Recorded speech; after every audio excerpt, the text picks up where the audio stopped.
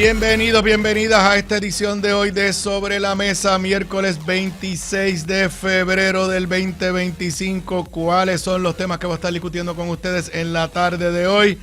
En el primer segmento voy a desmenuzar, me voy a poner el sombrero de profesor de Derecho y explicarles lo que está pasando con el nombramiento de la Procuradora de la Mujer, si la Procuradora interina está legalmente en el puesto, qué de verdad hizo ayer el Senado, si el Senado puede hacer algo más. Todo eso en el primer segmento de Sobre la Mesa de hoy. Además, la Junta de Control Fiscal descubre lo obvio.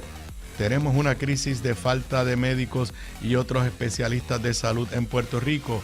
Más evidencia del esquema corrupto en el escándalo del barrilito.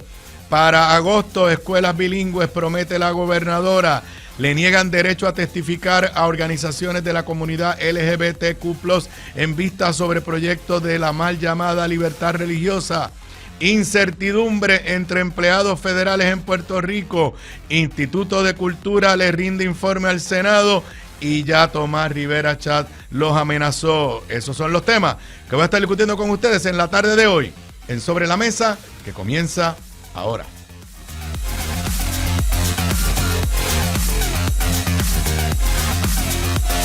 Un líder cuya voz conecta historia y actualidad. Su visión clara y experiencia única dan luz a los temas que moldean nuestra nación. Aníbal Acevedo Vilá está en Radio Isla 1320. Esto es Sobre la Mesa.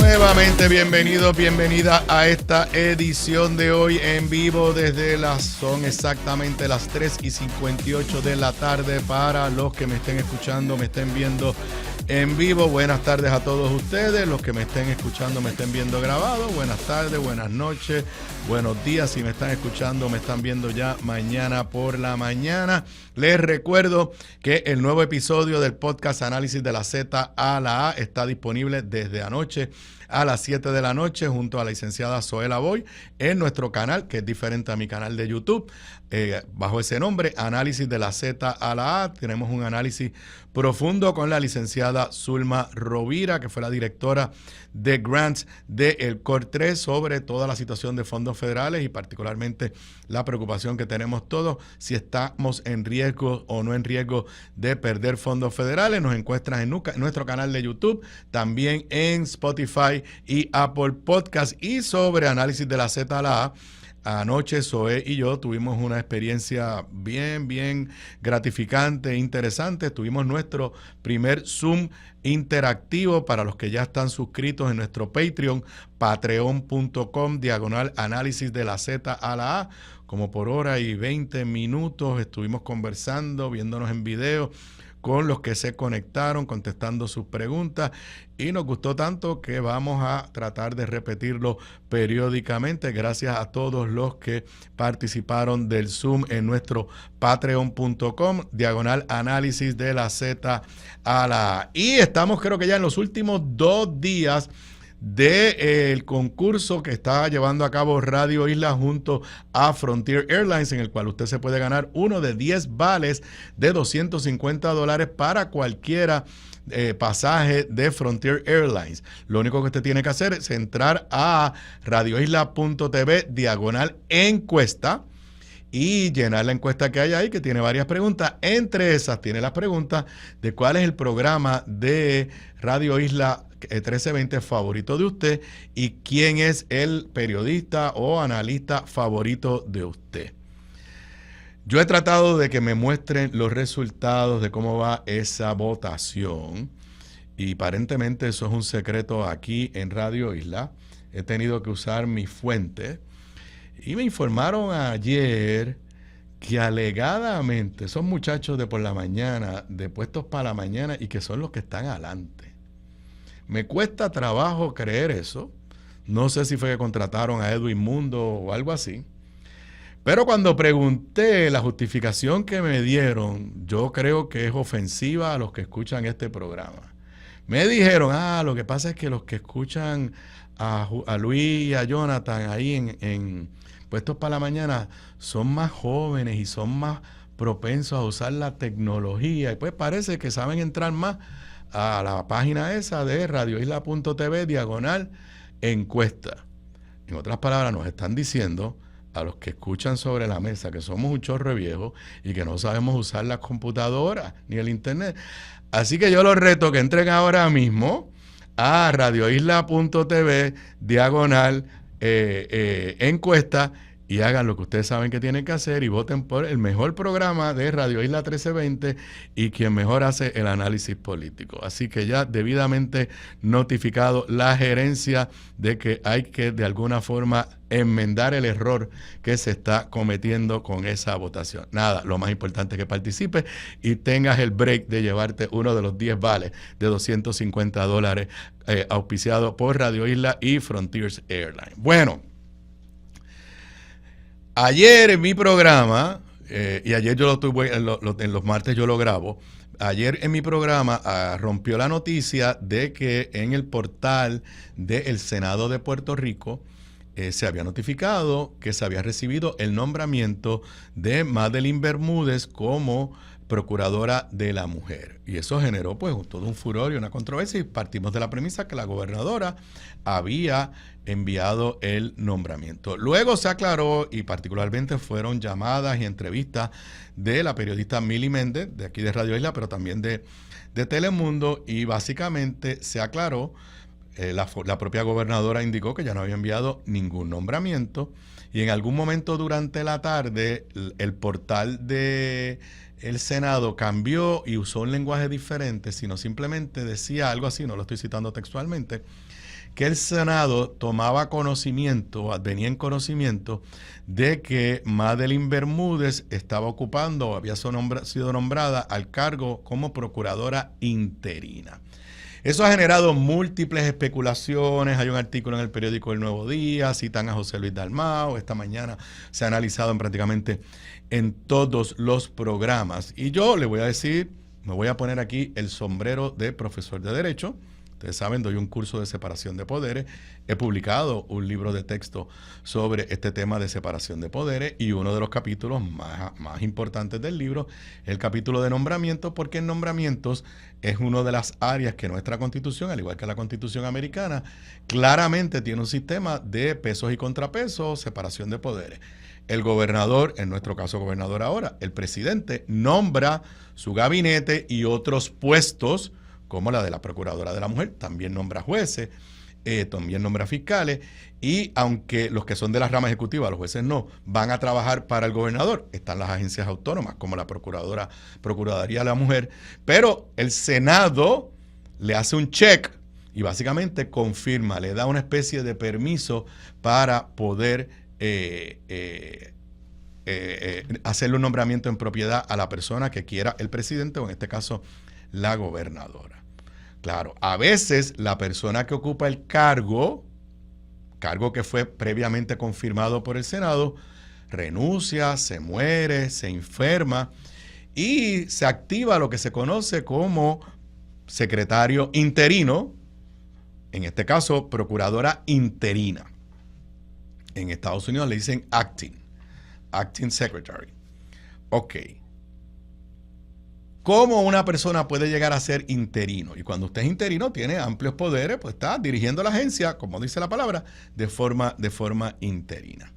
Bueno, el Código Político de Puerto Rico, porque lo primero que quiero aquí contestar es con ustedes, si Madeleine Bermúdez está en el cargo de procuradora interina legalmente.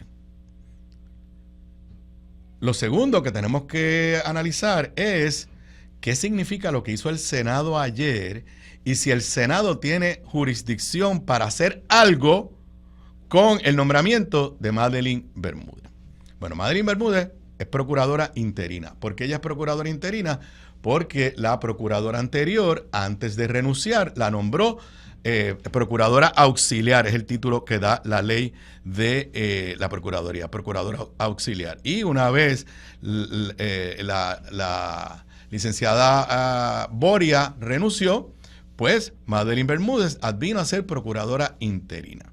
¿Cómo una persona puede llegar a ser jefe interino de una agencia en Puerto Rico? Pues hay 2 artículos del Código Político que hablan de este tema y que están vigentes, Se los voy a leer, les repito, me voy a poner un poco el sombrero de profesor de Derecho. En caso de muerte, renuncia. Este es el artículo 172 del Código Político. Está, los que son abogados saben lo que estoy hablando, 3 letras, sección 546. En caso de muerte, renuncia o separación del jefe de algún departamento, oficina o negociado del gobierno estatal o de la incapacidad o de ausencia temporal de éste, el auxiliar o delegado del respectivo departamento, oficina o negociado, siempre que la ley no dispusiera en contrario, ejercerá el cargo de dicho jefe mientras se nombre o instale al respectivo sucesor o cese dicha incapacidad o ausencia. Le hablo ahora en lenguaje no de abogado. ¿Qué es lo que dice este artículo? Que el segundo en una agencia, si la ley de esa agencia lo dispone, el segundo de esa agencia ocupará el cargo interinamente, el cargo de su jefe, si el jefe se ausenta, se enferma, se muere o renuncia, y que puede ocupar ese cargo hasta que se nombre a la próxima persona en propiedad. Ese es el 172. O sea, si la ley, en este caso de la Procuraduría de la Mujer, dice que la procuradora auxiliar ocupa el espacio, ocupa el puesto en ausencia de la procuradora, pues entonces ella podría ser interina. Ahora, hay un artículo 173 que es para los casos en los cuales la ley del departamento o agencia no dispone que alguien sea interino. Leo. En todos los casos en que ni el jefe ni el auxiliar o delegado de algún departamento, oficina o negociado del gobierno estatal pudiere desempeñar las obligaciones del mismo a causa de muerte, renuncia, separación, incapacidad o ausencia temporal, incumbirá al gobernador a su arbitrio y con la aprobación del Senado disponer que el jefe de cualquier departamento, oficina o negociado desempeñe las obligaciones del cargo mientras se nombre al respectivo sucesor o cese dicha incapacidad o ausencia temporal. Ahora les traduzco.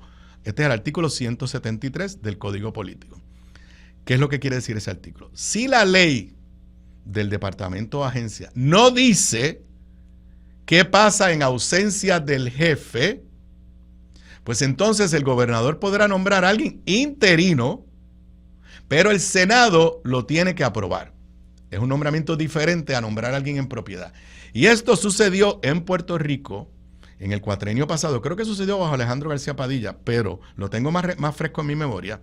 Cuando renuncia Julia Kelleher, Ricardo Rosselló nombra a una persona, no recuerdo su nombre ahora. Quiso que lo nombraran en propiedad, pero no tenía los votos. Nombra a una persona interina, sin pedirle permiso al Senado. ¿Qué sucede? Que la ley orgánica del Departamento de Educación no tiene un orden sucesoral. La ley orgánica no dice qué pasa si el secretario no puede ejercer el cargo. Por ende, no aplicaba el artículo 172, que es el que leí anteriormente. Aplicaba el 173 y Tomás Rivera Chatz, como presidente del Senado, correctamente, constitucionalmente, le dijo a Ricardo Rosselló: yo tengo que aprobar ese nombramiento del Senado, si no, no puede ser interino.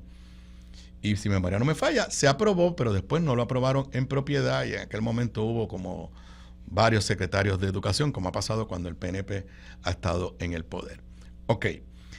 ¿Qué dice la ley de la Procuraduría de la Mujer en este momento? En otras palabras, Madeline Bermúdez, como procuradora auxiliar, ¿podía advenir a ser procuradora interina? Bueno, pues voy aquí al artículo 5 de la ley de la Procuraduría de la Mujer. La procuradora, previa consulta con la gobernadora o el gobernador, podrá nombrar a una procuradora auxiliar y delegarle cualquiera de las funciones dispuestas en esta ley, excepto la de nombrar personal y adoptar los reglamentos necesarios para cumplir con los propósitos de esta ley. La persona nombrada como procuradora auxiliar deberá reunir todos los requisitos que exige esta ley para el cargo de procuradora y asumirá todas las funciones, deberes y facultades de la procuradora, en caso de enfermedad, incapacidad, ausencia temporal o cuando surja una vacante, hasta tanto su sucesora sea designada y tome posesión del cargo. ¿Qué quiere decir esto? Que Madeline Bermúdez que había sido nombrada por la anterior procuradora como procuradora auxiliar, según la ley de la Procuraduría de la Mujer, podía ser procuradora interina. Pero, y aquí viene el gran pero, tú puedes ser interino per secula seculorum, o sea, por tiempo indefinido. Madeline Bermúdez advino a procuradora interina en el 20, creo que fue a fines del 2022. Estamos en el 2025. Bueno, pues señoras y señores, nadie lo ha planteado, no está en el artículo del Nuevo Día, nadie lo ha dicho, pero en Puerto Rico los interinatos no pueden ser indefinidos. En un cargo que requiere confirmación del Senado, una persona que haya venido a ejercer el cargo de forma interina no se puede quedar ilimitadamente en el cargo. Resuelto por el Tribunal Supremo de Puerto Rico en el caso de Hernández Agosto versus López Nieves, 114 DPR 601, en el año 1983, en una opinión escrita por el entonces juez presidente, que en paz descanse, don José Pepe Trías Monge. En ese caso, el secretario interino del Departamento de Agricultura, Carlos Romero Barceló, lo había nombrado secretario, que será el señor Carlos López Nieves, luego fue senador del PNP en Bayamón, luego fue procurador del Ciudadano, ombudsman, y acabó con un caso de corrupción y convicto, ya falleció. El Senado no lo confirma, pero él era el subsecretario de Agricultura. Y como la ley del Departamento de Agricultura decía que el subsecretario se podía quedar como interino, Romero Barceló, ¿qué hizo? No mandó ningún nombramiento al Senado y el señor Carlos López Nieves estaba actuando como secretario interino per secula seculorum. El presidente del Senado en aquel momento, Hernández Agosto, llevó un caso diciendo, en la medida que esta persona está interina, está violándose la separación de poderes porque yo no lo puedo confirmar. Recuerden que los subsecretarios en Puerto Rico no se confirman por el Senado. Y entonces el Tribunal Supremo resolvió que los interinatos en Puerto Rico no pueden ser eternos. Y voy a leer de la opinión del Tribunal Supremo. Lo tengo que decir, me sorprende cómo nadie se había dado cuenta de esto. Pero esta es la interpretación de nuestra Constitución. Si el Tribunal Supremo prospectivamente la va a cambiar, esos son otros 20 pesos. Yo estoy casi seguro que Tomás Rivera Chat se ha dado cuenta de esto. Leo del caso Hernández Agosto versus López Nieves, escrita la opinión por el juez presidente Trías Monge. La doctrina de separación de poderes y el sistema democrático mismo de gobierno presuponen, en lo que se atañe a las facultades compartidas, como es la de nombramiento, la búsqueda del consenso, el logro del equilibrio necesario para realizar las tareas del gobierno. En lo que atañe a nombramientos, la rama ejecutiva no puede despojar a la rama legislativa del poder de confirmación que le confieren la Constitución y las leyes. Tampoco puede el Senado o la rama legislativa usurpar el poder de nominación del señor gobernador mediante afirmaciones indicativas de que confirmarán únicamente a determinado candidato. La Constitución del Estado Libre Asociado afecta obviamente el alcance del artículo 172 del Código Político, que fue el que le leí, que dice que un interino se puede quedar hasta que nombren su sucesor, que era el alegato de Carlos Romero Barceló. Mi secretario de Agricultura interino se puede quedar ahí, yo no mando ningún nombramiento y se queda ahí eternamente. Vuelvo a la opinión. Y aquí esta es la clave para el nombramiento que está desde 2022. El principio de la separación de poderes no tolera los interinatos indefinidos. Ese es el mandato constitucional según interpretado por nuestro Tribunal Supremo. El artículo 172 responde a una filosofía superada ya por nuestro ordenamiento jurídico de hoy. Llega un momento en todo interinato en que se activa la cláusula de separación de poderes y el interinato tiene que cesar. De no ser así, podría evadirse con facilidad el poder de confirmación del Senado, inclinarse pesadamente la balanza del lado de la rama ejecutiva y romperse el equilibrio que persigue la cláusula de separación de poderes. A la luz de esta interpretación, ¿cuándo es que los interinatos quedan sin efecto en virtud del referido principio constitucional? Y aquí está la norma, que es el próximo párrafo de la opinión del juez Trías Monge, 1983. Estimamos que, entonces don Pepe Trías Monge cita la cláusula de la Constitución que habla de los nombramientos de receso, algo de lo que hemos hablado mucho en este inicio de sesión legislativa y de cuatrenio. La cláusula, el artículo 4, sección 4 de la Constitución dice que todo nombramiento de receso que requiera el consejo y consentimiento del Senado o de ambas cámaras quedará sin efecto al levantarse la siguiente sesión ordinaria. Y entonces don Pepe dice, estimamos que esta disposición provee la analogía necesaria para sentar las guías correspondientes.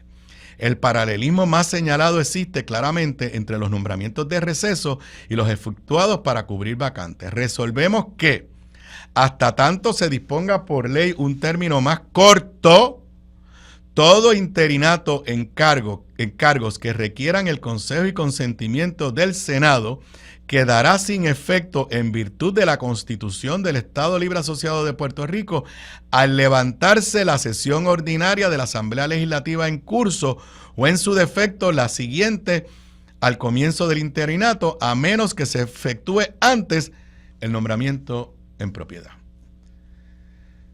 Señores, señoras, Madeline Bermúdez está ocupando el cargo de forma ultra vires, de forma ilegal.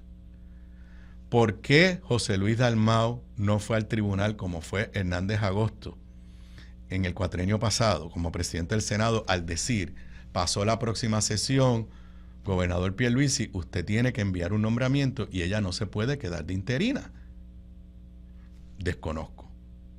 Pero la norma que le ha dado nunca ha sido revocada por el Tribunal Supremo de Puerto Rico. El Tribunal Supremo de Puerto Rico recientemente revocó la norma de lo que se llama holding over.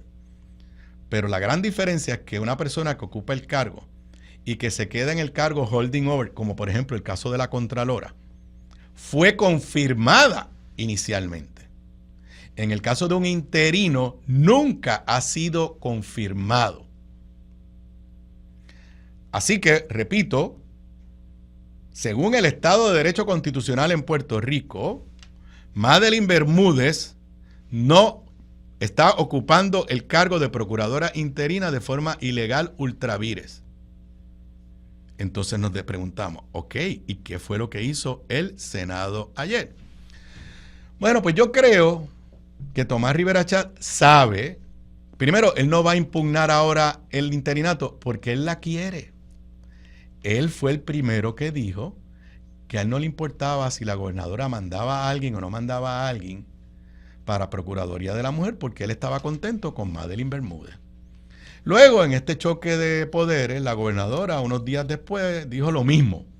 Pero a la misma vez la gobernadora no ha dicho que la va a nombrar a ella y ha dicho, bueno, ha cambiado de opinión. En diciembre dijo que tenía ya la persona escogida y que iba a ser su primer nombramiento. Ya estaba en esta cosa de que si me confirmen a Janet Parra, pero la gobernadora habla como que tiene una persona seleccionada. ¿Qué fue lo que hizo ayer el Senado? Pues el Senado publicó en su portal que ellos venían en conocimiento de que Madeline Bermúdez estaba ocupando el cargo de forma interina. Y muchos se han preguntado, y en la historia del Nuevo Día, que si es una presión política. Yo me sospecho otra cosa. Si puedes ponchar ahí el reglamento del Senado. La sección 47.3 del Senado dice nombramientos no enviados por el gobernador.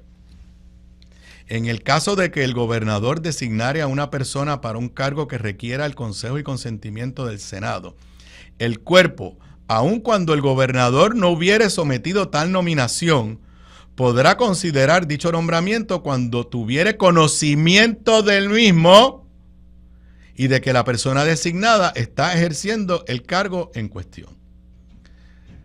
¿Qué hizo ayer el Senado? Tomó conocimiento de que Madeline Bermúdez está ejerciendo el cargo de Procuradora de la Mujer sin que la gobernadora la haya nombrado en propiedad o haya enviado el nombramiento al Senado.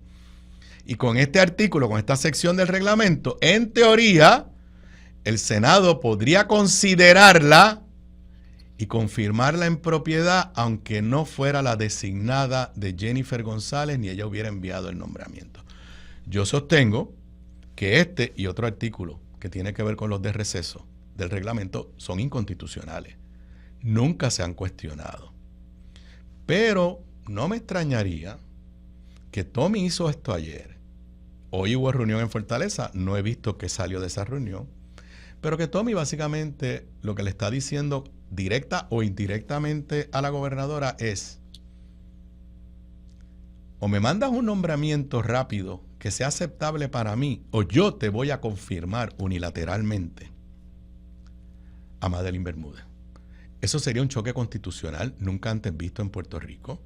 Yo creo que sería un acto, estoy convencido que sería un acto inconstitucional, porque básicamente menoscabaría la facultad de un gobernante para hacer nombramiento. Un nombramiento de interino y un nombramiento de receso son totalmente diferentes al nombramiento que un gobernador o gobernadora hace en propiedad de un cargo.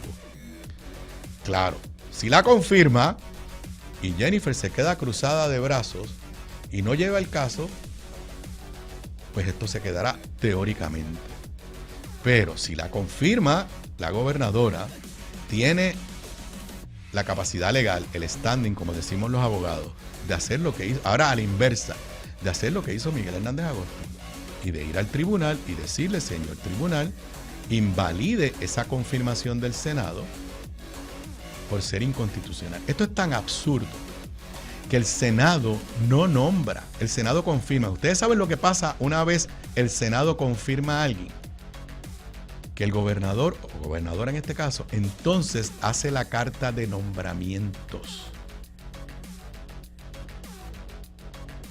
La persona es nombrada después del consejo y consentimiento.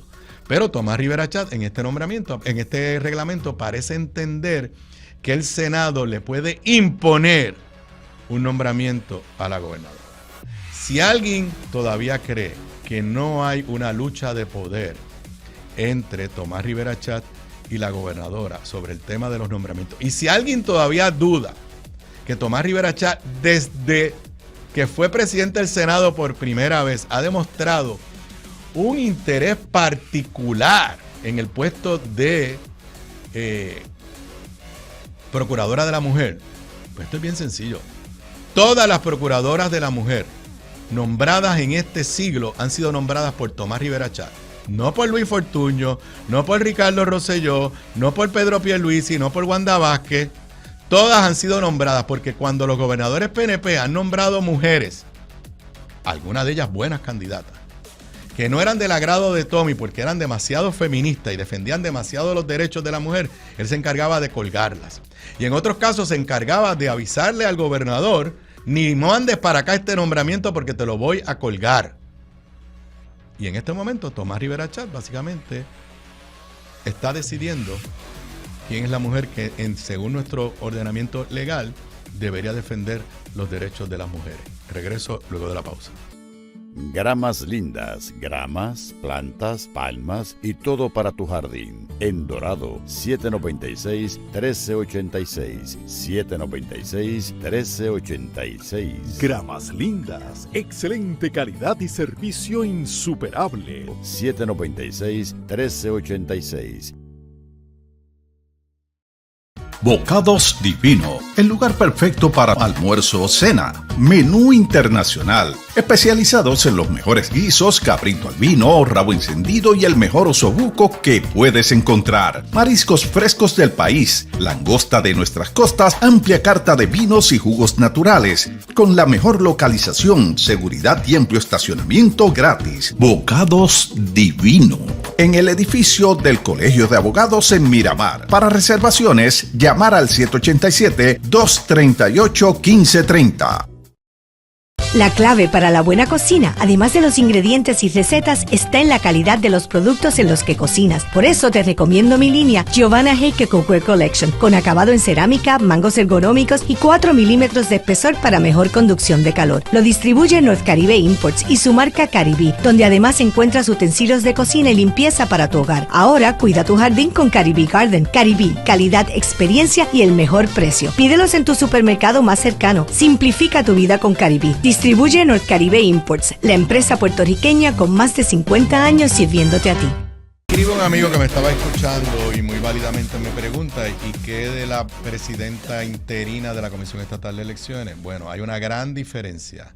Jessica Padilla fue confirmada por Senado y Cámara como presidenta alterna de la comisión. Así que no es el caso de un interino como la procuradora y como los que siempre hay en Puerto Rico. En Puerto Rico no se confirman los segundos en las agencias. En Estados Unidos sí. Por ende, no se da el problema de que hay una persona ocupando un cargo que requiere confirmación del Senado que nunca fue confirmada por el Senado. Claro, en el caso de Jessica Padilla es otro caso diferente porque el nombramiento de ella había vencido, pero el Tribunal Supremo de Puerto Rico, este tribunal, revocó una norma. Por eso puedo decir que esta que yo les leí la pueden revocar. Pero revocó una norma de que si una persona estaba holding over y Jessica Padilla estaba holding over, no tenía que abandonar el cargo y se podía quedar en el cargo hasta que su sucesor fuera nombrado. En el caso de la Contralora, la Constitución dice que ella se queda en el cargo hasta que su sucesor o sucesora sea nombrada. Pero, vuelvo y repito, la norma desde 1983 y las palabras sacramentales de don Pepe Triamonge fue: los interinatos no pueden ser eternos. Y el límite es: te puedes quedar hasta que termine la próxima sesión ordinaria. Por ende, repito, bajo el ordenamiento legal existente, Madeline Bermúdez está ejerciendo el cargo ultra vires. Claro, alguien tendría que llevar el caso. ¿Quién lo pudo haber llevado? El Senado Popular. Nunca lo hizo. ¿Quién lo podría llevar? Tomás Rivera Chat. No lo va a hacer porque él está contento con Madeline Bermúdez. Pero, como dije antes de irme a la pausa, podría utilizar la sección 47.3 del reglamento del Senado, sección, a mi entender, claramente inconstitucional, y confirmar a Madeline Bermúdez, aunque Jennifer no la haya nombrado, lo que sería un choque constitucional nunca antes visto. Que yo me imagino que él no lo va a hacer, pero es una ficha para ponerle presión a la gobernadora de una de dos. Mándame el nombramiento de Madeline o mándame otro nombramiento que yo te voy a decir quién me puedes enviar, porque si no, no te la voy a confirmar. Y si no te la confirmo, confirmo bajo el artículo 40, la sección 47.3 a Madeline. Veremos lo que sucede, pero no hay duda que aquí hay un choque de poderes entre Jennifer González y Tomás Rivera Chat, por más que lo nieguen y por más que mañana por la mañana me dedique a un buenos días Puerto Rico y bla, bla, bla, bla, bla, bla.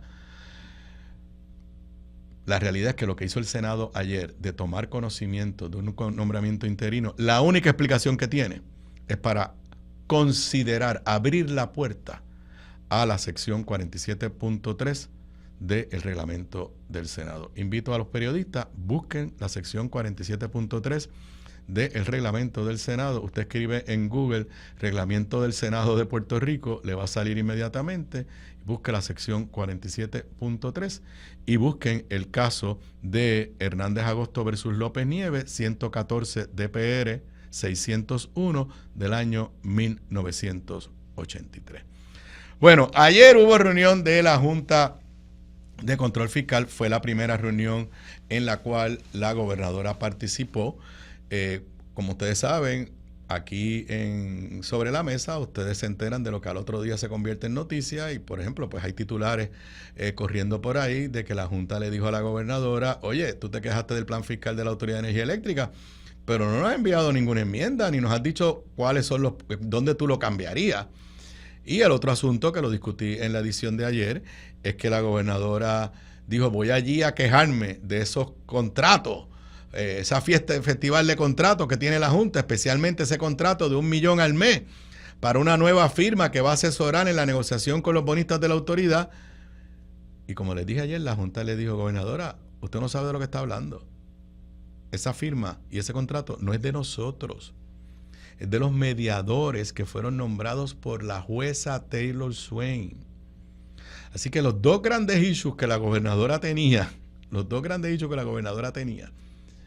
con la Junta de Control Fiscal, la Junta, lamentablemente para mí, porque yo quisiera que la gobernadora gane algunas peleas con la Junta básicamente le dijo, en uno me estás bloqueando porque te quejaste del plan fiscal, pero no me has dado ninguna alternativa, ningunos números, ningún documento donde por escrito tú refutes el plan fiscal que yo presenté.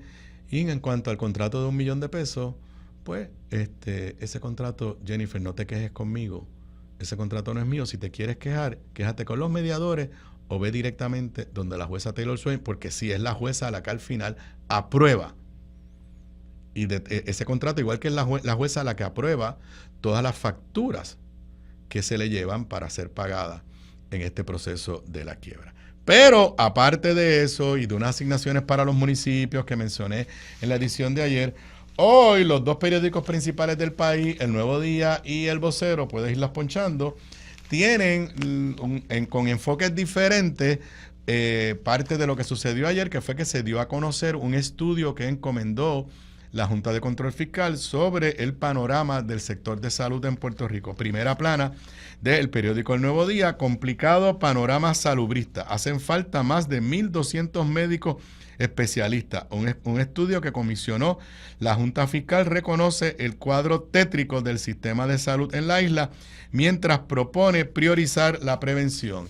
Y el periódico El Vocero, con una foto de la gobernadora junto a los miembros de la Junta de Síndicos, ninguno tiene una cara de mucha felicidad, dice, encaminan respuesta a crisis de salud.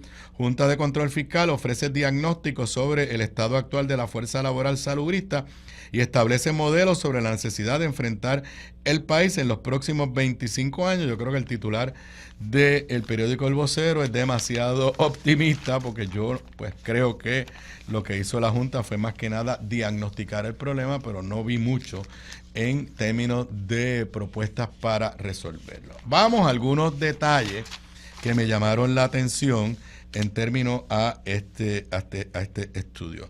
Lo primero que me llama la atención es que el estudio no dice nada sobre las aseguradoras. Yo no estoy diciendo que las aseguradoras son las culpables, pero son un componente importante de esta ecuación. Dice la nota de Manuel Guillama Capella del periódico El Nuevo Día, en la presentación que ofrecieron los expertos de FTI Consulting que elaboran en el análisis durante una reunión pública de la Junta.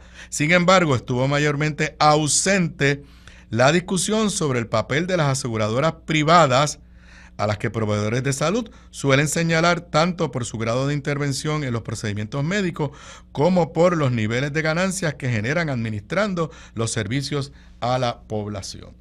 Entre los datos que llama la atención en la nota del Nuevo Día, dice déficit de especialistas. De 13 especialidades analizadas, el informe comisionado por la Junta encontró que hay 10 donde Puerto Rico sufre una deficiencia respecto a la cantidad óptima de profesionales licenciados.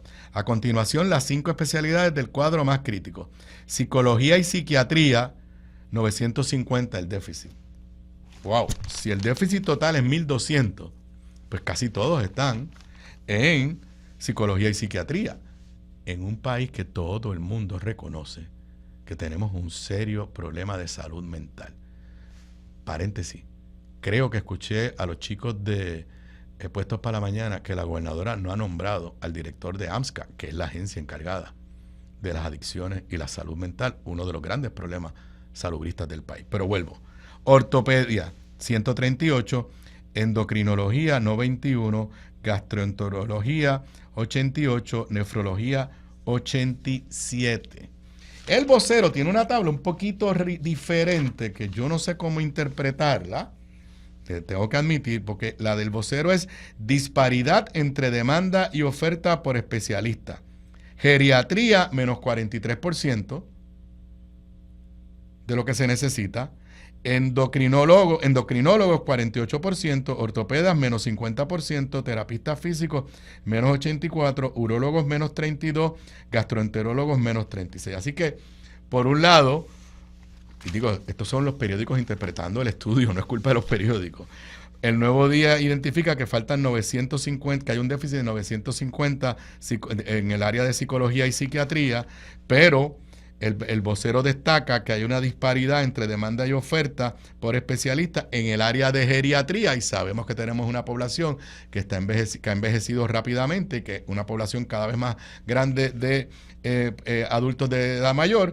Ahí habla de una disparidad de menos 43%. ¿Me queda un minuto? Pues sí, me queda un minuto. Ok. Una de las grandes soluciones del gobierno del PNP de Ricardo Rosselló fue el incentivo contributivo a los doctores, a los médicos, el 4%. Y mira, ¿a quién no le gusta que le bajen las contribuciones? La pregunta era si eso venía a resolver el problema de falta de médicos en el país. Bueno, hoy estamos peor. Hoy estamos peor que cuando se aprobó eso. Eso es de salida. Pero este estudio dice lo siguiente. El estudio de la fuerza laboral puso en duda los beneficios sociales de la tasa contributiva del 4% a la que cientos de médicos especialistas se acogieron antes de que la Junta congelara el incentivo, señalando que, y esto dice el informe, el estudio, aparenta haber tenido el efecto de impulsar a los recipientes a reducir sus horas de operación mientras mantenían el mismo nivel de ingresos netos. Y esto es bien sencillo.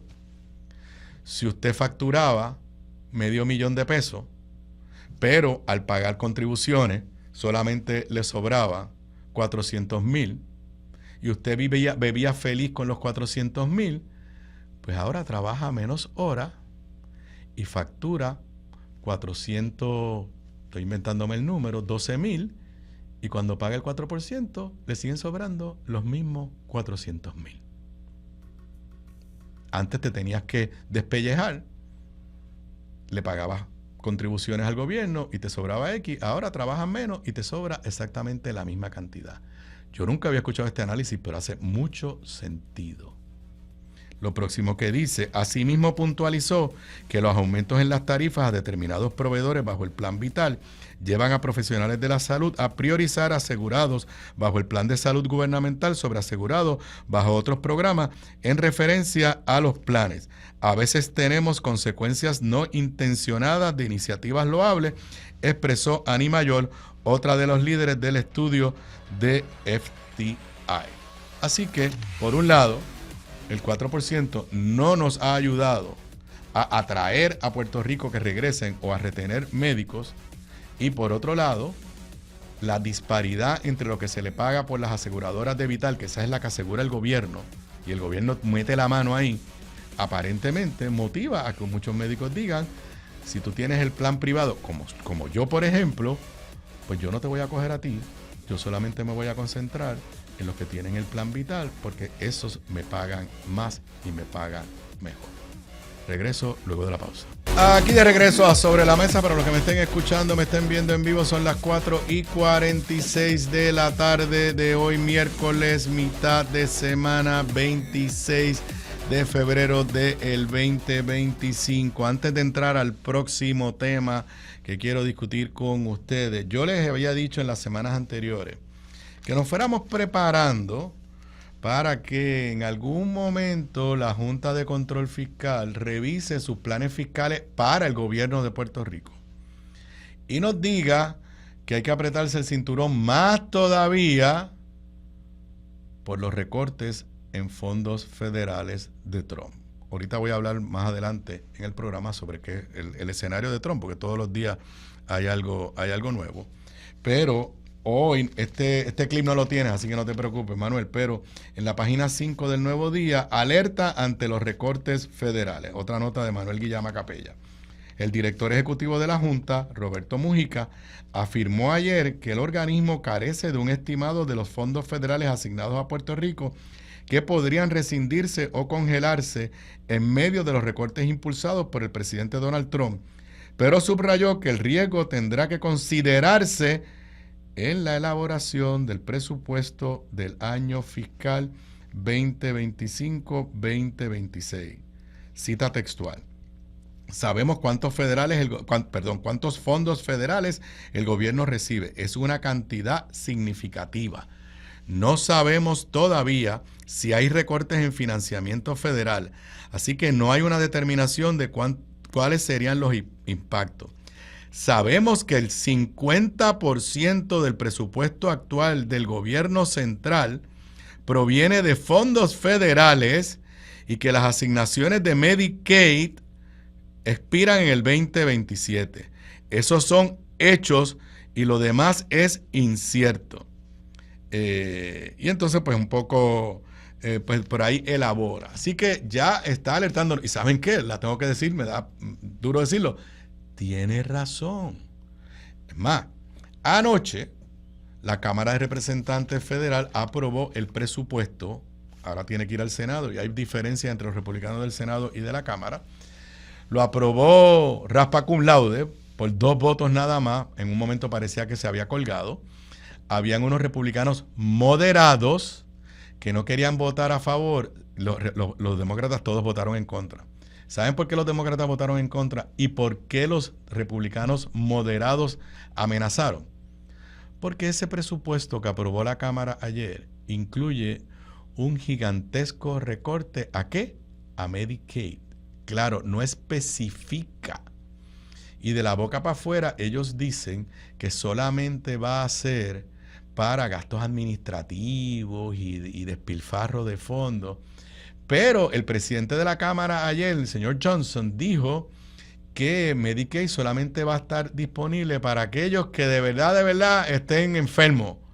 No me acuerdo cuál fue la palabra, pero usó un lenguaje altamente limitativo. O sea, usted tiene Medicaid, aunque usted no esté enfermo. Un seguro de vida, un seguro de salud. Usted lo tiene el día que está enfermo, pues entonces lo usa. Y no olvidemos, por eso la referencia que hace Mojica, a que los fondos que están asignados del gobierno federal para la tarjeta de salud vencen en el año 2027. Y aunque hay consenso en Puerto Rico de todos los sectores de que ese dinero se tiene que reasignar y ojalá se aumente a partir del 2027, obviamente se tendría que legislar en el 2026, que está a la vuelta de la esquina. Si va a haber recortes para todo Estados Unidos, se hace más difícil defender la asignación que Puerto Rico tiene en este momento y se hace muchísimo más difícil pedir aumentos a la asignación. Pero sobre lo que está pasando a nivel de Trump, estaré comentándolo más adelante. Bueno, el caso del barrilito secreto, nuevamente, si a usted le interesa este tema, modestia aparte, tengo que decir que la mejor explicación y mejor conversación sobre este tema la tuvimos el representante José Bernardo Márquez y este servidor en la edición de Sobre la Mesa ayer. Si usted no quiere escucharlo completo, va a YouTube, a mi canal de YouTube, y va a la segunda hora, donde está la conversación con Betito, porque él, lo dije ayer y lo repito, él es el él es el único legislador que levantó la voz de alerta sobre este esquema,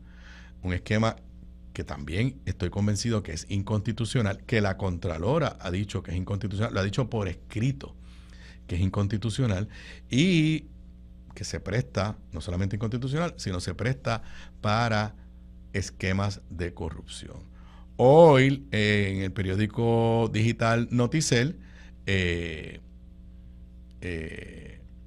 periodista Oscar Serrano continúa en su análisis profundo, y tengo que decirlo, hace un buen, como ha sido típico con Oscar, un buen trabajo, particularmente cuando mezcla el asunto periodístico con asuntos legales. El titular: asesor de Tony Soto corrió todas las bases en caso de Quebrada Margarita.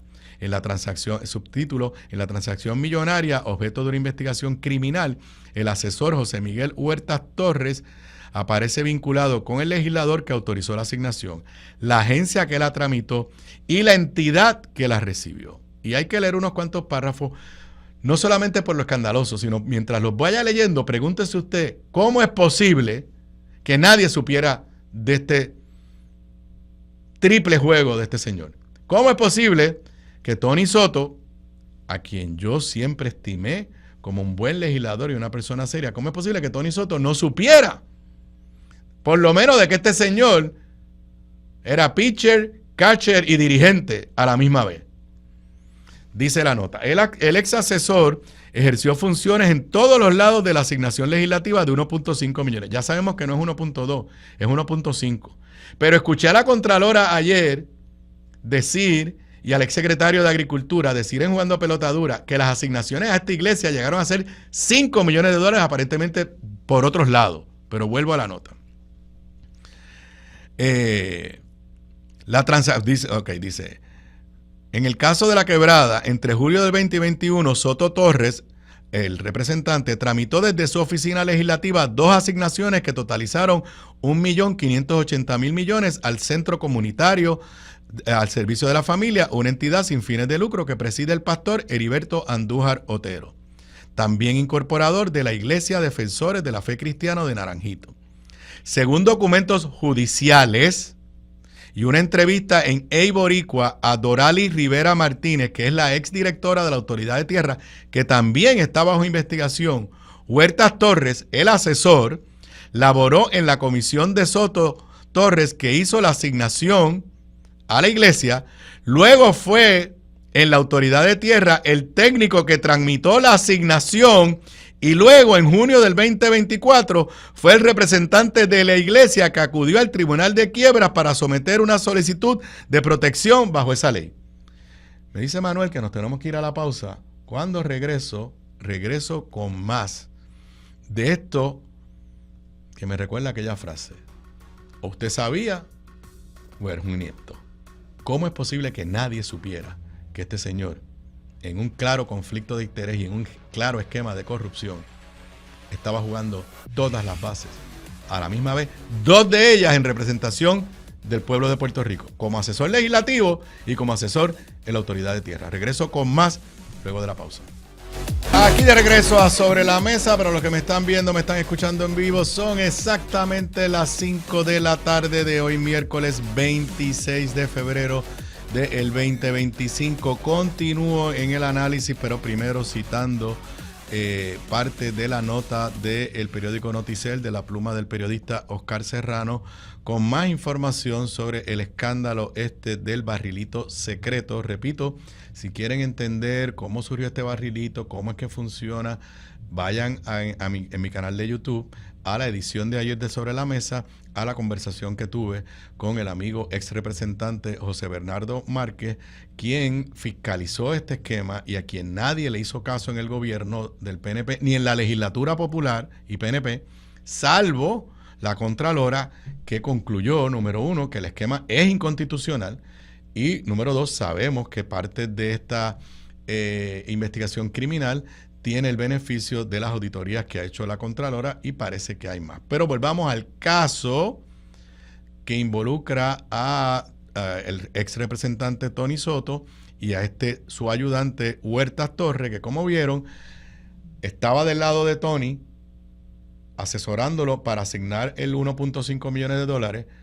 A la misma vez estaba en la Autoridad de Tierra, que es la agencia que en teoría iba a evaluar la petición de Tony Soto y echarle para adelante, pero no se acaba ahí. También estaba en el lado del centro comunitario que básicamente es la iglesia, porque la fue a representar en un proceso de quiebra. Y aquí vuelvo a la nota de Oscar Serrano. La comparecencia de Huertas Torres en la quiebra de la entidad que recibió el dinero sin realizar los trabajos está cargada de sospechas, y no solo por quién compareció.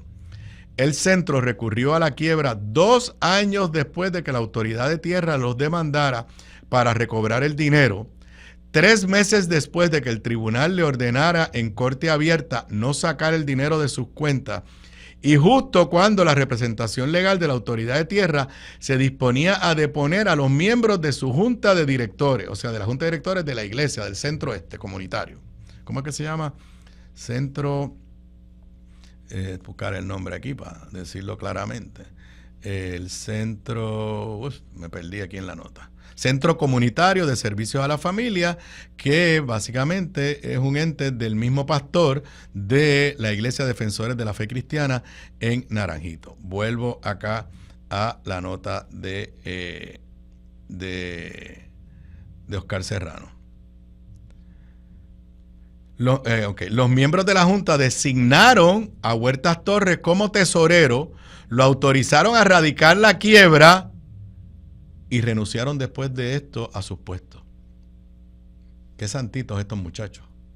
Le asignan 1.5 millones de dólares. Cuando tienen que, la autoridad de tierra correctamente demanda para que le devuelvan los dineros, porque la obra no se hace. Y cuando la autoridad de tierra en el proceso judicial, lo que se llama deponer es que tú vas ante los abogados y los interrogas antes de ir al juicio, se fueron a la corte de quiebra porque hay un principio básico de derecho. Una vez tú llegas a la corte de quiebra, todos los pleitos en contra tuya se detienen. Pero no solamente autorizaron a el super asesor Huertas Torres a que lo nombraron tesorero para administrar los chavos que él mismo se asignó. Lo autorizaron a radicar la quiebra, pero todos ellos renunciaron, obviamente tratando de salvar su responsabilidad. Vuelvo a la nota. Con la radicación de la quiebra se detuvo el caso civil, eso estamos claros lo que le acabo de decir. Pero la quiebra no fue real.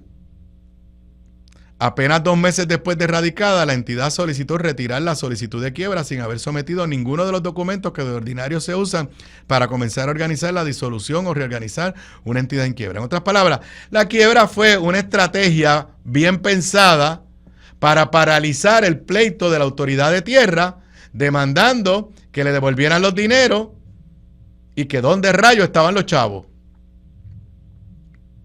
Cuando el caso civil se reanudó, después que el centro comunitario retirara su solicitud de quiebra, Andújar Torres, este es ahora el pastor, y esto sí lo dijimos ayer, compareció personalmente en el caso en octubre del año pasado para indicar al tribunal que todos los miembros de la Junta habían renunciado en una reunión el 12 de julio y que al presente el centro comunitario no tiene una junta de directores conformada o activa, ni oficiales o empleados.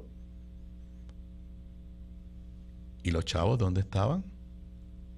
Según documentos del caso, la entidad dijo que el dinero que le asignaron le quedaban 1.380.000. O sea, habían usado porque habían hecho algunos desembolsos. Entre los que habrían recibido parte del dinero para los trabajos, se enumeraron al ingeniero Carlos Mendoza Angulo y a Better Structural Solutions Corporation. Aparentemente hicieron un aguaje, pero según lo que decía el pastor, quedaba 1.380.000. El propio pastor dijo bajo juramento que en enero del 2024 el dinero se mantenía en la cuenta del Banco Popular. Eso lo discutimos ayer, cuando finalmente la autoridad de tierra consiguió acceso a la cuenta. Solamente para enero del 2024 había $408 y no 1.380.000. Dice Oscar Serrano, esto implica que el dinero no existía cuando el tribunal le ordenó que no lo desembolsara, ni cuando le ordenó que lo consignara, ni cuando Huertas Torres sometió la quiebra en nombre del centro. Aparenta que tampoco existía cuando el centro estaba oponiéndose a la consignación argumentada de que la autoridad de tierra no podía, por un lado, reclamarles que no había hecho la canalización y por el otro, impedirles para que usaran el dinero para pagar los trabajos. En agosto del 2020, como parte de su contestación a la demanda y su única argumentación al tribunal sobre los méritos del caso, el centro le echó la culpa al gobierno por no tener la obra completada porque dijeron que no les habían dado todos los permisos. Pues entonces, ¿dónde están los chavos? Si no te dieron todos los permisos, ¿dónde están los chavos? La entidad también abordó el hecho de que no tienen experiencia en proyectos de construcción y que ellos mismos no habían realizado el trabajo para el que se les dio la asignación legislativa con dinero público, sino que subcontrataron a otras personas. Pues señores, o sea, es tan claro. Entonces, la gran interrogante es, ¿por qué Tony Soto escogió darle este dinero a este centro, a esta iglesia de Naranjito para una canalización en Guaynabo? no de 50,000 pesos, de 1.5 millones de dólares. Y yo no sé si Tony Soto actuó ilegalmente. Ahora, ¿alguien se puede creer que el ex representante no sabía que su ayudante, Huertas Torres, estaba jugando todas las bases a la misma vez? Obviamente, esto es un esquema, como explicamos ayer, Betito y yo, que precisamente se presta para esto, para la falta de transparencia. Yo invito nuevamente a la gobernadora, al presidente del Senado, al presidente de la Cámara, que legislen. Fíjense, yo no estoy pidiendo que eliminen el barril de tocino, que lo podrían eliminar. Yo lo que estoy pidiendo es que regresen al modelo en el cual el legislador tenía que presentar un proyecto de ley con nombre, para qué era la obra, a quién se la asignaba. Y ese proyecto se discutía en la Cámara, los legisladores votaban a favor o en contra, pasaba al Senado, los legisladores votaban a favor o en contra, y el gobernador podía firmarlo o vetarlo. En un caso como este, lo que había que hacer era asignarle el dinero al municipio de Guaynabo para que entonces el municipio de Guaynabo hiciera un proceso de subasta, como se supone que se haga en cualquier proyecto de 1.5 millones de dólares. La otra alternativa, lo dije ayer, si los legisladores no hacen nada, gobernadora, haga lo que hizo Rafael Hernández Colón cuando había un esquema similar a este, en el 1900, yo era su asesor, 1990-91. Congele los fondos. Dígale a la autoridad de tierra que usted le está ordenando que no desembolse ni un solo dinero a petición de un solo legislador hasta que no lo hagan de forma transparente y por vía de legislación.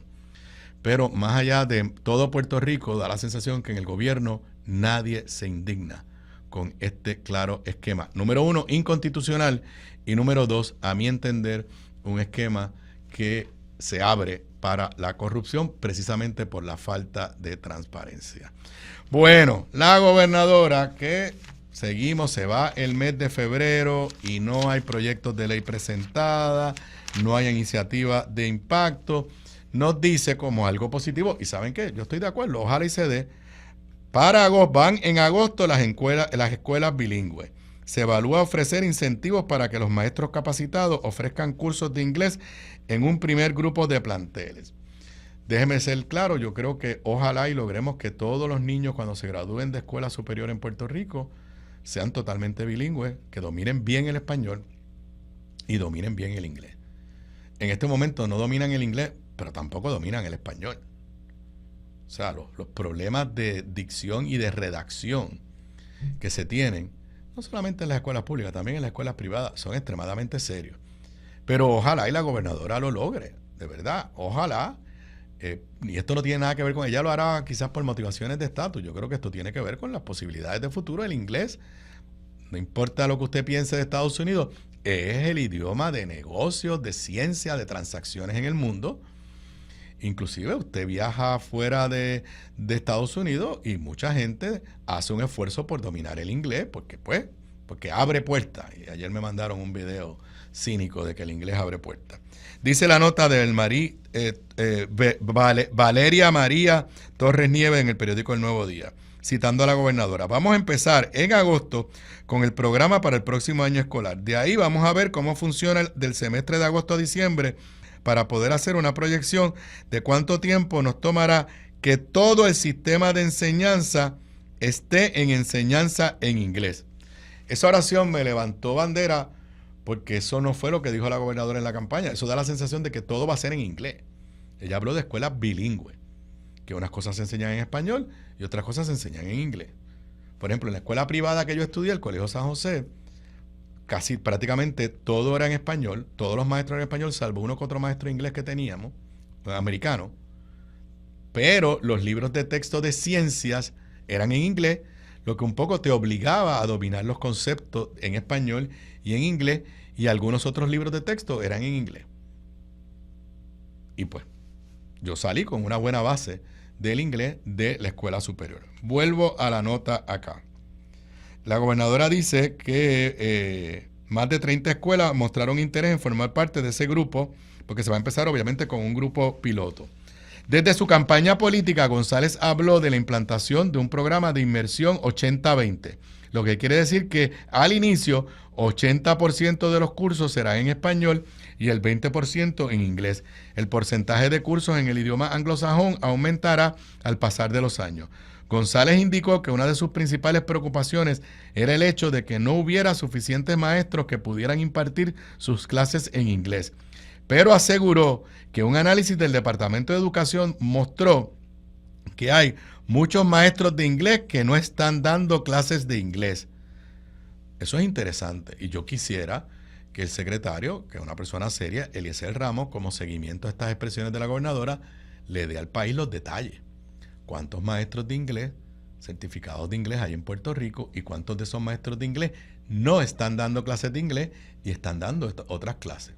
Vuelvo a la nota y ahora es una cita directa a la gobernadora. Posiblemente estaremos evaluando darle un incentivo adicional a esos maestros para que sean quienes nos den esas clases de inglés, adelantó, aunque no detalló de qué partida provendrían los fondos para cubrir los incentivos. Ok, voy aquí a una preocupación.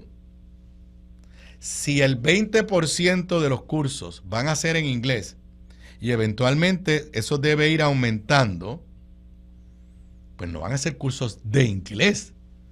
Por ende, tú necesitas, si van a ser, como les usé el ejemplo, si van a ser cursos de ciencia, tú necesitas un maestro que sepa inglés, pero que sea maestro de ciencia. Si va a ser matemática, tú necesitas un maestro que sepa inglés, pero que sea maestro de matemática. Porque si tú pones a un maestro de inglés a dar un curso de ciencia, pues los niños a lo mejor aprenden inglés, pero no van a aprender nada de ciencia. Así que creo que el reto que tiene la gobernadora es más complicado si lo que se pretende es lo que acabo de decir, que es lo que entendí del programa de gobierno del PNP. Otra cosa es que tú sigas dando los cursos en inglés, perdón, los cursos en español de historia, de matemática, de ciencia, de estudios sociales, pero desarrollas un programa de inmersión en inglés con maestros de inglés para que los niños y adolescentes aprendan el idioma inglés. Pero no estoy claro. También la gobernadora habla del uso de tecnología. Repito, ojalá y sea exitosa. No estoy claro de cuál es el plan. De aquí a agosto, pues presumo que tendremos más detalles de exactamente de qué se trata el plan. Bueno, y en otros temas no tan agradables. Hoy se celebró la primera y creo que va a ser una única vista pública del PEDELS, Proyecto del Senado número 1. Lo habíamos discutido en este programa anteriormente.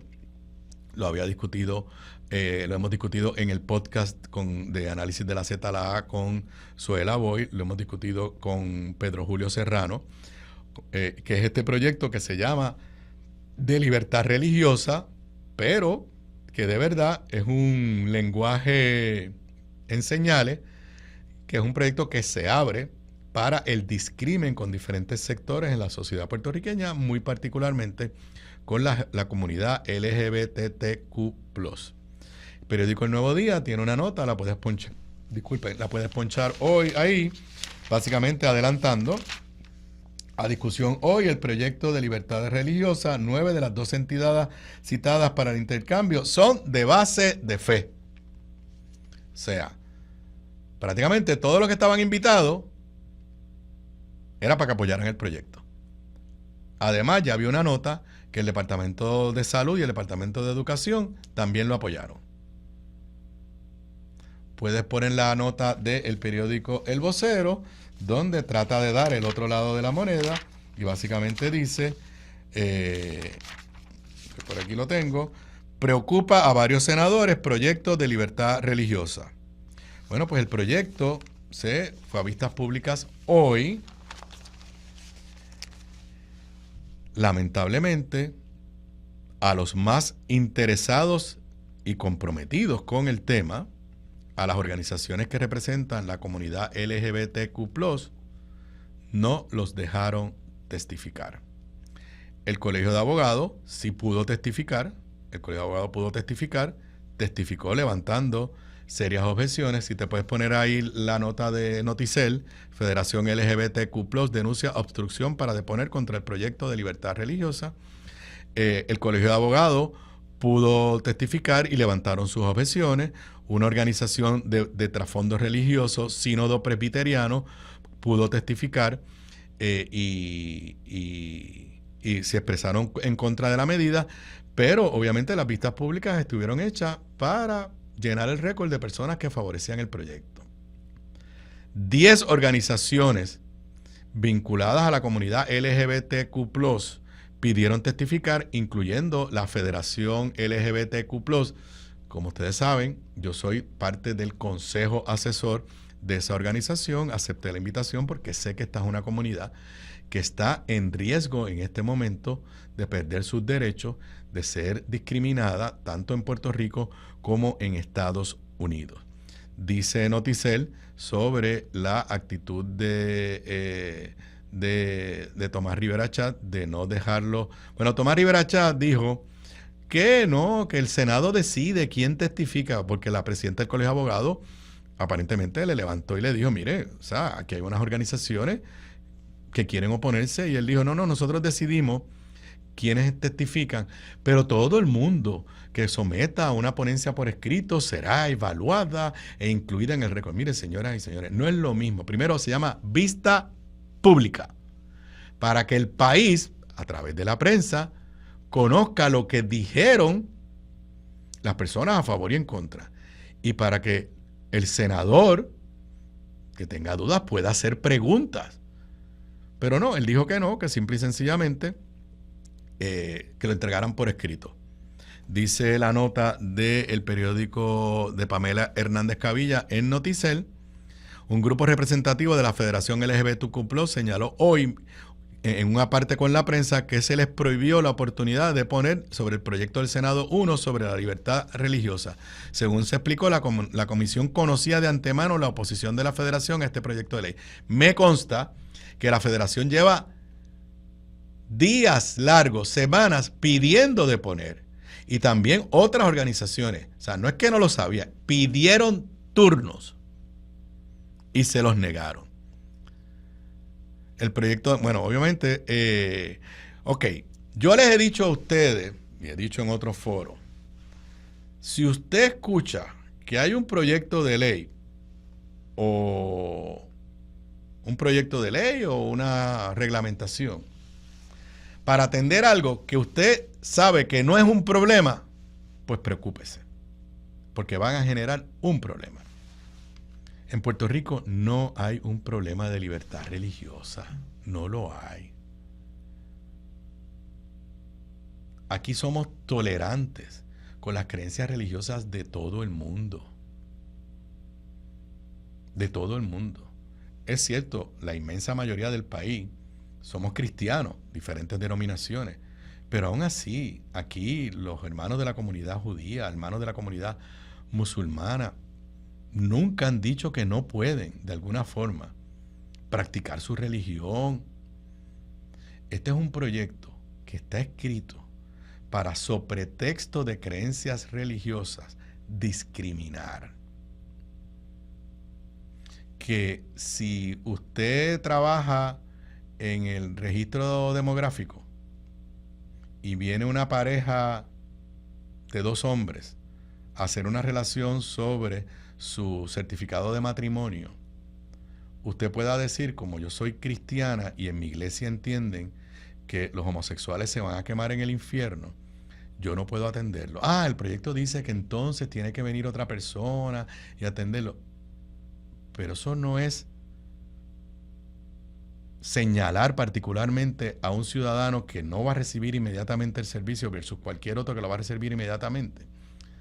Que si es un policía o una mujer policía que está en el cuartel y que también por sus creencias religiosas cree que una pareja de lesbianas se va a quemar en el infierno, y llega una mujer y le dice, quiero radicar una querella de violencia doméstica contra mi esposa, ese proyecto de ley dice que ese retén puede decir, mira, yo no creo en el matrimonio de las mujeres del mismo sexo. Yo creo que eso es pecado. Yo no te puedo atender porque yo estaría entonces validando algo que yo creo que es pecado. Y ¿sabes qué? Yo soy la única retén que hay aquí, porque ustedes saben que en los cuarteles no hay suficientes policías. ¿Sabes qué? Ven mañana. Porque mañana hay un muchacho que, olvídate, él no es de ninguna religión. Y él te va a poder atender. Y esa mujer, que a lo mejor estaba en riesgo de su seguridad, no va a recibir atención del Estado. De eso es que se trata ese proyecto. Pero hoy Tomás Rivera Chatz, ¿qué saben qué? Tomás Rivera Chatz de verdad no es un creyente de estos valores religiosos. Simple y sencillamente está buscando el voto de los conservadores. Es igualito que alguien cree que Donald Trump es un cristiano practicante que representa los valores del cristianismo. No, es igualito que Tomás Rivera Chatz. Son iguales. Simple y sencillamente lo están haciendo para coger los votos del sector más conservador de Puerto Rico. Regreso luego de la pausa. Aquí de regreso a Sobre la Mesa. Para los que me estén viendo, me estén escuchando en vivo, son las 5:28 de la tarde de hoy, miércoles 26 de febrero del 2025. Te recuerdo, si no has participado en la encuesta de Radio Isla 1320 conjuntamente con Frontier Airlines, te invito a que lo hagas. Creo que quedan 2 días. Si contestas la encuesta, tendrás la oportunidad de ganarte uno de los 10 vouchers que Frontier Airlines está dando de $250 para cualquiera de los pasajes en esa línea aérea. Ustedes van a radioisla.tv/encuesta y ahí vas a tener que votar y escoger cuál es el mejor programa, el que más te gusta de Radio Isla 1320, y para ti, quién es el mejor periodista o analista de Radio Isla 1320. Como indiqué al principio, tengo información por fuentes sin confirmar de que los muchachos de Puestos para la Mañana contrataron a Edwin Mundo y que alegadamente están adelante en la encuesta. Y la excusa que están dando es que como la gente que escucha Puestos para la Mañana son más jóvenes y son más inteligentes, pues saben usar mejor la tecnología y entran a radioisla.tv/encuesta. Así que yo los invito a que corrijamos ese error. Nada, lo importante es participa y ten la oportunidad de ganarte uno de esos 10 vouchers para $250 con Frontier Airlines. Bueno, todos los días del Señor, porque hay que invocarlo, tenemos que hablar de Donald Trump. Donald Trump se estima por diferentes medios, no la pongas esa todavía, yo te aviso, se estima por diferentes medios que ya va como 38,000 empleados públicos en todo Estados Unidos que han sido cesanteados. Y este es solo el comienzo. Porque los que están cesanteando hasta ahora son mayormente aquellos empleados que fueron nombrados durante los pasados 2 años y que no tenían permanencia. Y en algunas otras áreas, como la agencia esta de ayuda internacional, pues básicamente están despidiendo a todo el mundo bajo el alegato de que no son necesarios. Pero hoy salió un memorando allá en Estados Unidos a todos los jefes de agencia, un memorando detallado, donde básicamente les da la ruta a seguir, la hoja de ruta. ¿Para qué? Para los despidos masivos. Esto no está dirigido a Puerto Rico, pero en la medida que hay empleados federales aquí, que hay agencias federales aquí, algunas de ellas agencias importantísimas para nosotros, y digo para nosotros, por ejemplo, lo hablé en esta semana, algunos de nuestros principales atractivos turísticos están bajo jurisdicción federal. El Morro, el Yunque, para darle algunos ejemplos. Ni hablar pues de agencias federales que impactan el proceso de permiso, desarrollo económico. Así que lo que viene va a ser duro. Hoy ya en la edición digital del periódico El Nuevo Día tienen una nota un poco desgarradora. Bueno, ahí ponte antes lo de Seguro Social. Por ejemplo, en el área de Seguro Social a nivel de todo Estados Unidos, están cerrando dependencias, oficinas completas.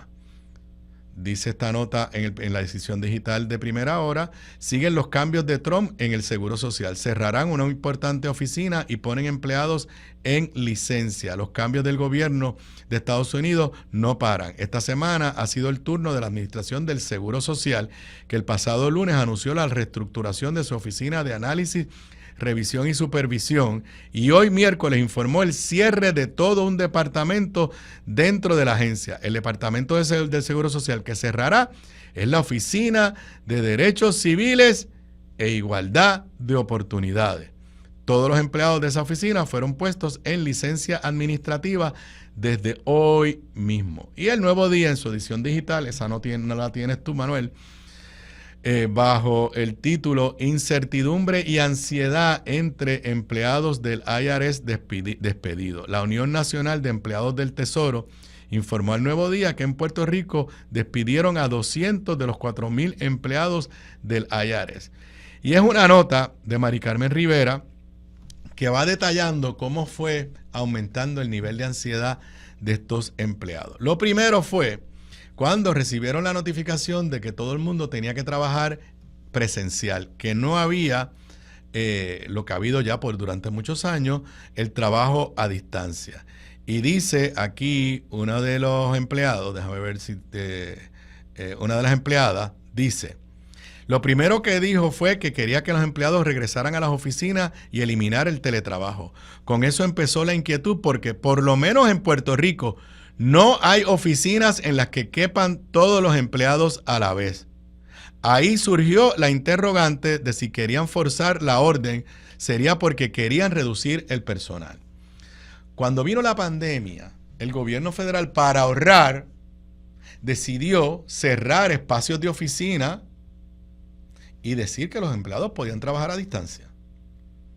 Esto que relatan de los empleados de la IRS, ya yo lo había escuchado, de aquí en Estados Unidos, donde si van a trabajar en persona no caben en las oficinas que estaban. Claro, ese era el primer paso para votarlo. Entonces dice, el Nuevo Día supo que en Puerto Rico la orden de regreso a trabajo presencial ha resultado en oficinas federales prácticamente atestadas, incluida la Agencia Federal para el Manejo de Emergencia, FEMA. Aquí FEMA debe tener una cantidad significativa de empleados, por lo que todos sabemos, y probablemente los tenían a distancia y ahora no van a caber en las oficinas.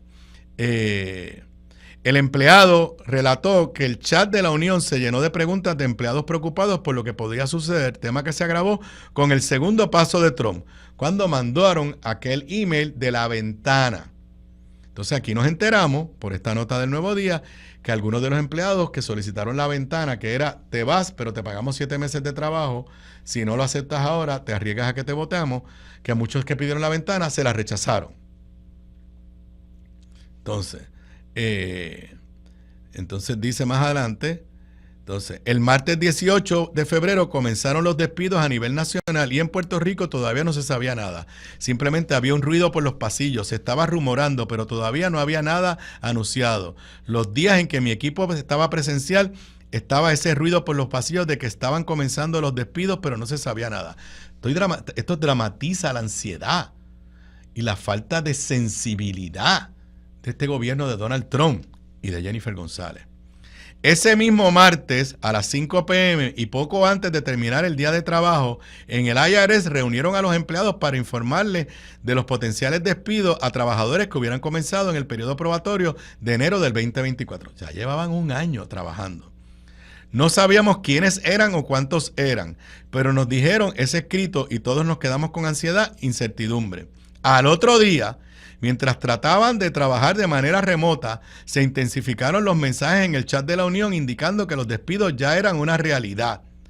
Al menos en su equipo solo iban a quedar 3 empleados laborando y el resto recibiría cartas de despido.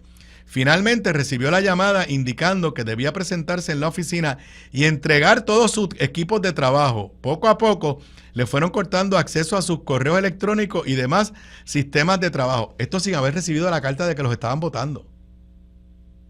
O sea, tú no has recibido la carta y empiezan a decirte, devuélveme todo lo que tú tengas, materiales de la oficina, y no vas a tener acceso a tu email.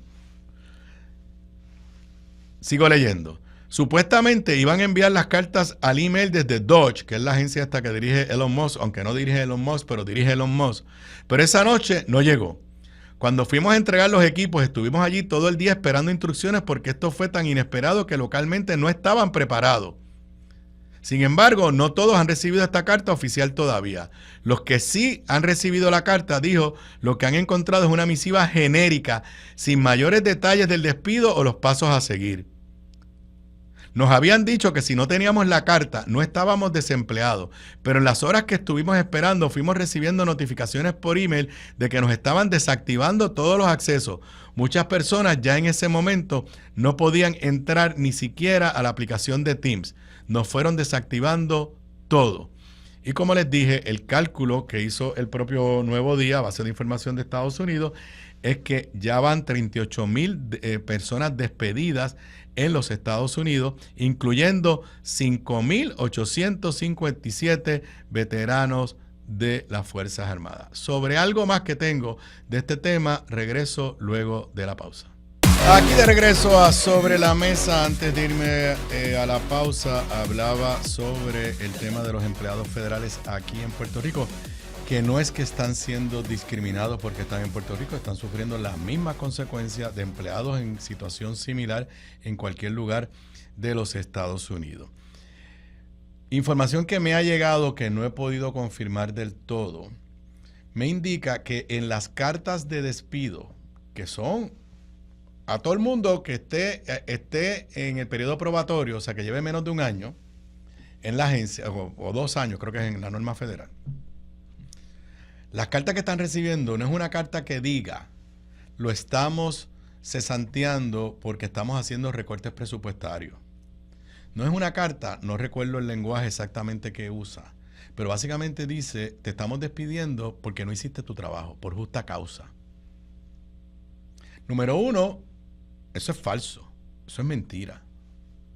O sea, no los están despidiendo porque alguien los evaluó y haya dicho, tú no das la talla para este trabajo. Están despidiendo a todo el mundo, le están mandando exactamente la misma carta. Muchos de esos empleados tienen evaluaciones positivas de sus supervisores.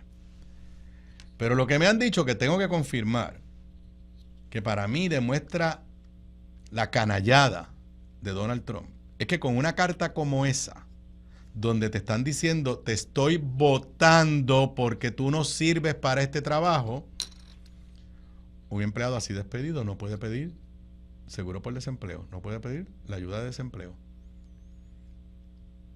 O sea, si a ti te cesanteó tu jefe porque pues está haciendo recortes presupuestarios o lo que sea, pues lo puedes pedir. Vuelvo y repito, necesito confirmar esto. Pero si la carta dice, yo te voté porque tú no cumpliste, o sea, te voté porque te mereces votarte, tú no puedes pedir seguro por desempleo. Aparte de que te dañan tu récord. Porque si tú mañana vas a pedir otro trabajo, pues en algún sitio puede aparecer esa carta que dice que tú estuviste 11 meses, 12 meses, 13 meses en este trabajo y te votaron porque tú no sabías hacer tu trabajo, cuando eso es falso. Falso. En cuanto a Puerto Rico, mañana se está convocando a una manifestación, si puedes ponerlo ahí en pantalla. Marcha por los derechos de los inmigrantes es convocada inicialmente por la comunidad dominicana en Puerto Rico, pero se han unido diferentes organizaciones. Marcha por los derechos de los inmigrantes, mañana 27 de febrero, salida a las 4 de la tarde del Tribunal Federal, pero el del Viejo San Juan, no el Tribunal Federal de aquí en la avenida Chaldón, Tribunal Federal desde el Viejo San Juan hasta la Fortaleza. Es una marcha corta, pero obviamente es un reclamo de la comunidad dominicana y de la comunidad de inmigrantes que todavía, que siguen viviendo un régimen de terror básicamente aquí en Puerto Rico y fuera de Puerto Rico. Así que pues ya saben, mañana a las 4 de la tarde en el Tribunal Federal de El Viejo San Juan, una marcha por los derechos de los inmigrantes, particularmente en contexto nuestro puertorriqueño, de nuestros hermanos dominicanos que conviven con nosotros aquí en Puerto Rico. Y antes de volver a temas de acá de Puerto Rico, esto pues dará de qué hablar de aquí al próximo viernes. Primero, esto es totalmente confuso como todo lo que hace Trump. Se anunció que Estados Unidos había llegado a un acuerdo con Ucrania, donde Ucrania le iba a dar acceso a unos minerales altamente valiosos y unos minerales extraños que tiene Ucrania como una forma de compensación o recuperación por todo lo que ha invertido Estados Unidos en la guerra de Ucrania. Como lo discutí con la profesora Mayra Vélez la semana pasada aquí en Sobre la Mesa, eso no es extraño en guerras a través de la historia. Pero todo el mundo entendía, y entonces Zelensky, el presidente de Ucrania, va para Washington el viernes, dice a firmar este acuerdo con Trump este viernes. Sin embargo, hace unos minutos, estoy leyendo del periódico New York Times, una nota de las 4:04, hace básicamente hora y media. Trump says Ukraine should look to Europe for any security guarantees. Porque se esperaba que en el acuerdo dijera, ok, tú me das participación en tus minerales, en tus recursos naturales, y yo me comprometo a seguir ayudándote a defenderte. Pero hoy Donald Trump está diciendo, no, en cuanto a seguridad, que se lo pidan a Europa. Y dice la nota del periódico New York Times que básicamente estas expresiones de Donald Trump lo que hacen es, lo que nos temíamos, abrirle las puertas a Putin a que haga lo que le da la gana. Dice aquí, estoy leyendo y traduciendo, que se esperaba que Zelensky llegue a Washington para firmar este acuerdo el próximo viernes, to share it in the country's mineral wealth, but he insisted the United States will not be providing security guarantees to Ukraine in return. Pero insistió que los Estados Unidos no le va a estar dando garantías de seguridad como parte de este acuerdo. Sigo leyendo. Obtaining such guarantees from Washington, the only nuclear armed power truly capable of standing up to Russia, had been Mr. Zelensky's central demand. His greatest concern is being forced into a ceasefire only to discover Russia uses the time to rebuild its military, regroup, and attempt to seize his country again. Dice que conseguir esa seguridad de parte de Washington era uno de los objetivos principales de Zelensky, porque él lo que teme es, y con razón, que sí, que logren un acuerdo de paz ahora. Y entonces, pues más o menos la paz, lo que se pongan de acuerdo, y que Putin espere 1 o 2 años, refuerce sus fuerzas militares, y dentro de 1 año, 2 años, vuelva a invadir, y Donald Trump le diga, tranquilo Putin, yo estoy mirando para el otro lado, haz lo que te dé la gana. Bueno, y regresando finalmente a Puerto Rico, tengo que admitir que lo organicé mal, porque siempre me gusta terminar con el tema de Washington. Periódico El Vocero nos tiene la nota, y yo pensé que era una nota positiva. Instituto de Cultura Puertorriqueña rinde cuentas al Senado. El informe de más de 400 páginas responde a la petición del presidente del cuerpo, Tomás Rivera Chat. Y da el detalle de todo, es un documento de 400 páginas, se analiza el presupuesto, se dice lo que ha pasado con la reconstrucción y por qué están atrasados, igual que todo el mundo, con los chavos de FEMA. Pero el periódico El Nuevo Día, en su edición digital, que usted lo leerá en el periódico mañana y probablemente en los programas de análisis por la mañana, esa tú no la tienes, porque esa salió ahorita, creo que no la tiene, no me acuerdo si te la envié, no, creo que no la tiene. El periódico El Nuevo Día nos dice que básicamente Tomás Rivera Chat ya está amenazando a el presidente, al director ejecutivo del Instituto de Cultura. Rivera Chat advierte al director del Instituto de Cultura: someter información falsa a la Asamblea Legislativa es delito. ¡Wow! ¡Wow! Dice la nota de Leisa Caro González: tras recibir la respuesta a su requerimiento de información, el presidente del Senado exhortó este miércoles al director ejecutivo, Carlos Ruiz Cortés, a reevaluar los documentos entregados y le advirtió que de haber datos falsos podría tener problemas. Cita textual: yo le diría a quien presentó los documentos, pero el responsable es él, que someter información falsa a la Asamblea Legislativa es delito. Así que si él cree que debe corregir alguna información de la que me dio, le sugiero que se apresure, porque yo sé lo que está pasando allí y si de los datos que él sometió hay datos falsos, podría tener problemas, señaló el líder legislativo. Y más adelante tiene otra cita. A preguntas del Nuevo Día, Rivera Schatz indicó que no ha tenido la oportunidad de evaluar con detenimiento los documentos entregados, que totalizan 440 páginas, pero aseguró que tiene otra información. Cita textual: yo tengo la información que yo quiero tener.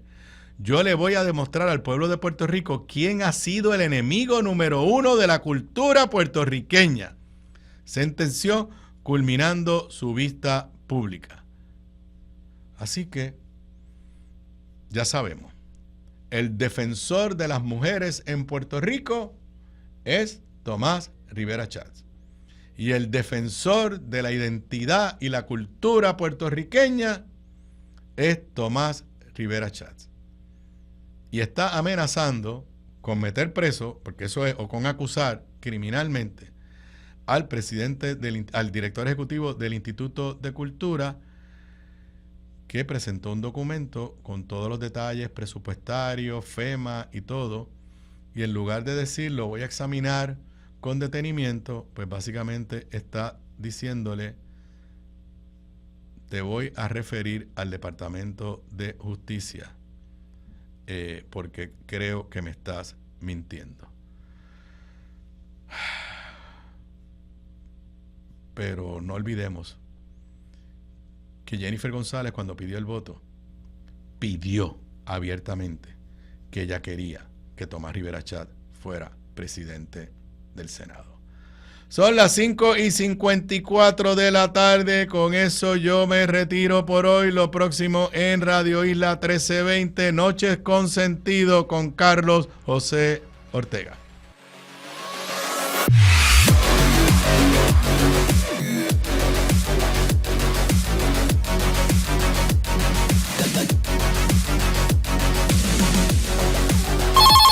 Mientras otras persiguen la noticia, nosotros